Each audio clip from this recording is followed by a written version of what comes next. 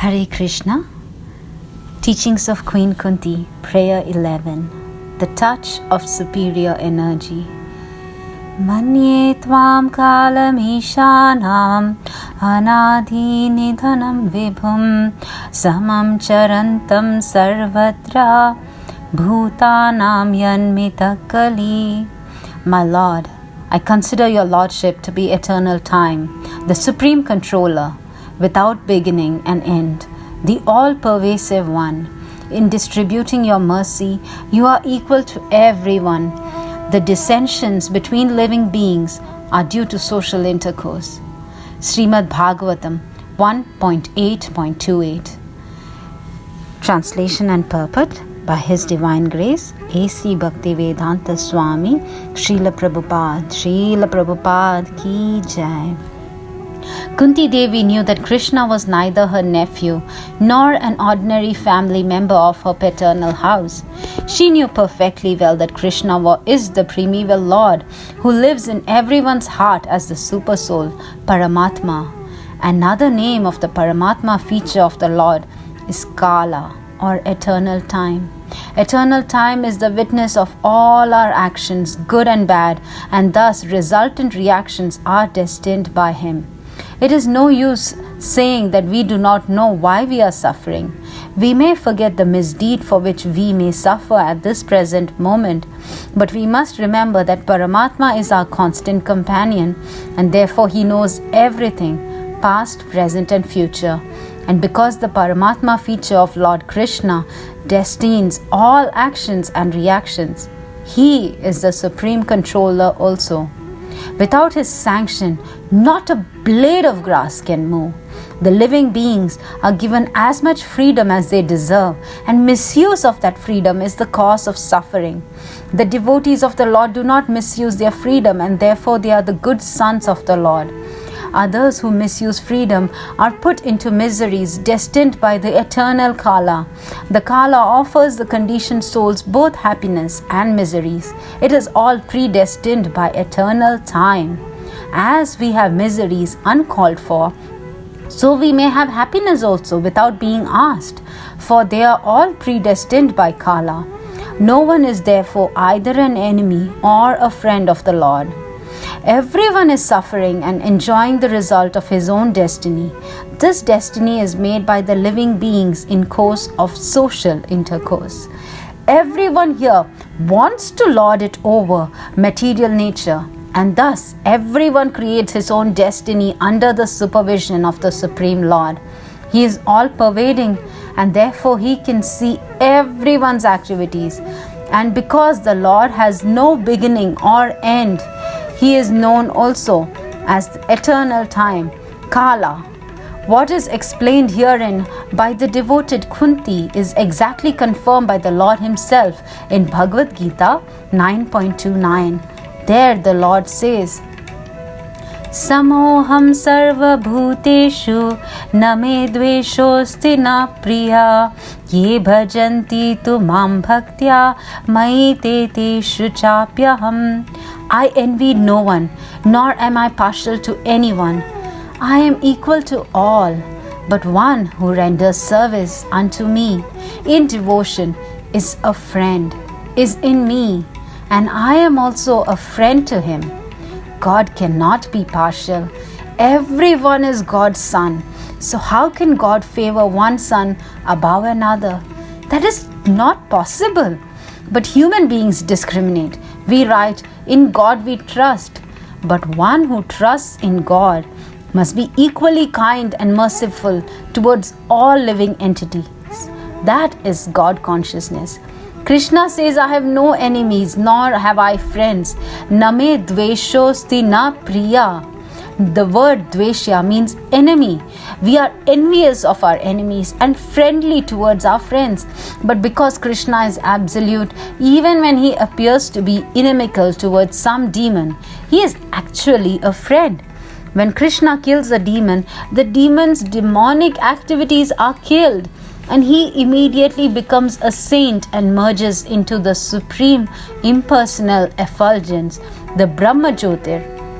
The Brahma Jyotir is one of three features of the Absolute Truth. Vadanti tat tattvavidhas tattvam yajnanam advayam brahmeti paramatmeti bhagavan iti shabdyate. Bhagavatam 1.2.11. The absolute truth is one but is perceived in three features known as Brahman, Paramatma and Bhagavan. The original complete feature of the absolute truth is Bhagavan, the supreme personality of Godhead, and his plenary representation is Paramatma, Kshirodakashayi Vishnu, who is situated in everyone's heart. Ishvara Sarvabhutanam Hriddeshe Arjuna Tishtati. The third feature of the absolute truth is Brahman, the all-pervading impersonal effulgence of the absolute. The absolute truth is equal to everyone, but one will realize the absolute according to the way one approaches him. Ye yatha mam prapadyanti. According to one's capacity for understanding, the absolute truth is revealed either as the impersonal Brahman, as the localized Paramatma, or ultimately as Bhagavan. To explain this by an example, we may sometimes see hills from our room, although we may not see them distinctly. In Los Angeles, there are many hills, but when we see the hills from a distant place, they look like something cloudy. However, if we go further towards a hill, we shall find that there is something distinct, a hill. And if we go all the way to the hill itself, we shall find many people working there, many houses, streets, cars, and so many varied things. Similarly, when one wants to know the absolute truth by one's tiny brain and thinks, I shall conduct research to find the absolute truth, one will have a vague impersonal idea. Then if one goes further and becomes a meditator, one will find that God is situated within one's heart. Dhyanavasthita tadgatena manasa pashyanti yam yogina. Yogis, real yogis, see the form of Vishnu within the heart by meditation. The devotees, however, meet the Supreme Person face to face, just as we meet face to face and speak face to face. The Supreme Personality of Godhead orders, supply me this, and the devotees directly serve the Lord by supplying what he wants. Thus, there are different realizations of the absolute truth, and although he is equal to everyone, it is up to us to understand him according to our advancement. Therefore, Kunti says, Samam charantam sarvatra. In distributing your mercy, you are equal to everyone. The word charantam means moving. The Lord moves everywhere, within and without, and we simply have to make our vision clear so that we may see him. By devotional service, we can purify our senses so that we may perceive the presence of God. Those who are less intelligent simply try to find God within, but those who are advanced in intelligence can see the Lord both within and without. The yogic system of meditation is actually meant for those who are less intelligent. One who practices meditation in yoga must control the senses. Yoga Indriya Samyamya. Our senses are very restless, and by practicing the different asanas or sitting postures, one must control the mind and senses so that one can concentrate upon the form of Vishnu within the heart. That is the yoga system recommended for those who are too much absorbed in the bodily concept of life. However, because bhaktas, devotees, are more advanced, they do not need to undergo a separate process to control their senses. Rather, by engaging in devotional service, they are already controlling their senses. For example, if one is engaged in worshipping the deity, cleansing the temple, decorating the deity, cooking for the deity, and so on, one's senses are already engaged in the service of the absolute truth. So where is the chance of their being diverted? Rishikena Rishikesha Sevanam Bhaktir Uchyati. Bhakti, devotional service, simply means engaging our senses. Rishika, in the service of the master of the senses, Rishikesha. Now our senses are engaged in sense gratification. I am thinking that because I am this body, I must satisfy my senses. In fact, however, this is a contaminated stage of life. When one comes to the understanding that he is not this body but a spiritual soul, part and parcel of God, he knows that his spiritual senses should be engaged in the service of the Supreme Spiritual Being. Thus, one attains liberation, mukti. One attains liberation when one gives up the false idea that the body is the self, and when one resumes his actual position of service to the Lord. Muktir hitvan yatha rupam swarupena vyavasthiti. Bhagavatam 2.10.6. When we are conditioned, we give up our original constitutional position, which is described by Chaitanya Mahaprabhu as being that of eternal service to Krishna. Jivera Swarupahaya Krishnera Nitya Das. But as soon as we employ ourselves in the service of the Lord, we are liberated immediately. There is no need to pass through some preliminary process. This very act of engaging one's senses in the service of the Lord is evidence that one is liberated. This liberation is open for everyone. Samam charantam. In Bhagavad Gita, Krishna does not say to Arjuna, only you may come to me and become liberated. No, the Lord is available for everyone. When he says, Sarva dharma parityajya mam ekam sharanam raja, give up all other duties and surrender unto me, he is speaking not only to Arjuna but to everyone. Arjuna was the original target, but in fact Bhagavad Gita was spoken for everyone, for all human beings, and therefore one must take advantage of it. Krishna's impartiality is compared to that of the sun. The sun does not consider, here is a poor man, here is a low-class man, and here is a hog. I shall not distribute my sunshine to them. No, the sun is equal towards all, and one simply has to take advantage of it. The sunshine is available, but if we close our doors and want to keep ourselves in darkness, that is our decision. Similarly, Krishna is everywhere. Krishna is for everyone, and Krishna is ready to accept us as soon as we surrender. Samam charantam, there is no restriction. People may make a distinction between lower class and higher class, but Krishna says, Mam hi partha vyapasritya yepi suya papayonaya.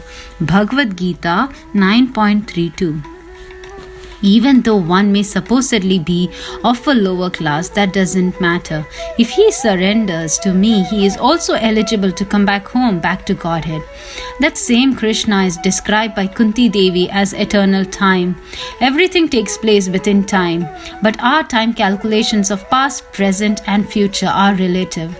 A small insect's measurement of past, present, and future is different from our past, present, and future. And similarly, the past, present, and future of Brahma, the chief creative living being within this universe, are different from ours. But Krishna has no past, present, or future. Therefore, he is eternal. We have a past, present, and future because we change from one body to another. The body we have now is dated. At a certain date, I was born of my father and mother, and now this body will stay for some time. It will grow, it will produce some byproducts, and then it will become old and dwindle and then vanish. And then I shall have to accept another body. When the past, present, and future of my present body are finished, I shall accept another body, and again my past, present, and future will begin. But Krishna has no past, present, or future because he does not change his body.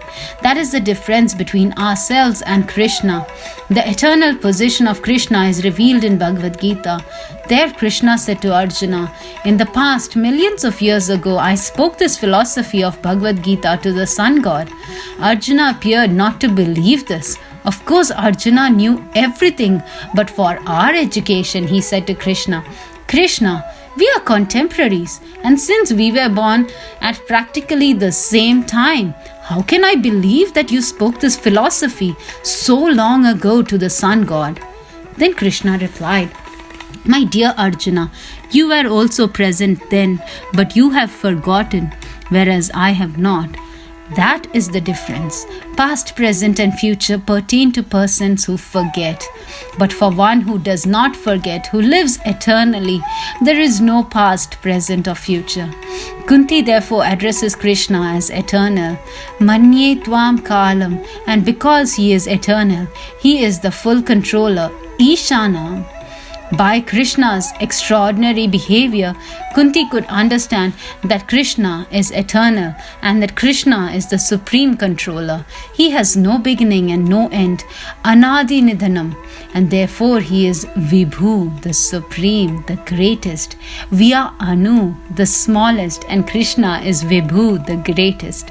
We are part and parcel of Krishna, and therefore Krishna is both the smallest and the greatest, whereas we are only the smallest. Vibhu, the greatest, must be all inclusive. If one has a large bag, one can hold many things, whereas in a small bag, one cannot. Because Krishna is Vibhu, the greatest, he includes everything, even past, present, and future time. And he is all pervading, present everywhere. Without Krishna, matter cannot develop. Atheistic scientists say that life comes from matter, but that is nonsense. Matter is one energy of Krishna and spirit is another. The spirit is superior energy and matter is inferior energy. Matter develops when the superior energy is present. For example, 200 or 300 years ago, the land of America was not developed. But because some superior living entities from Europe came here, America is now very much developed. Therefore, the cause of development is the superior energy. In Africa, Australia, and many other places, there is still vacant land that is undeveloped. Why is it undeveloped? Because the superior energy of advanced living entities has not touched it. As soon as the superior energy touches it, the same land will develop so many factories, houses, cities, roads, cars, and so on. The point of this example is that matter cannot develop by itself. That is not possible.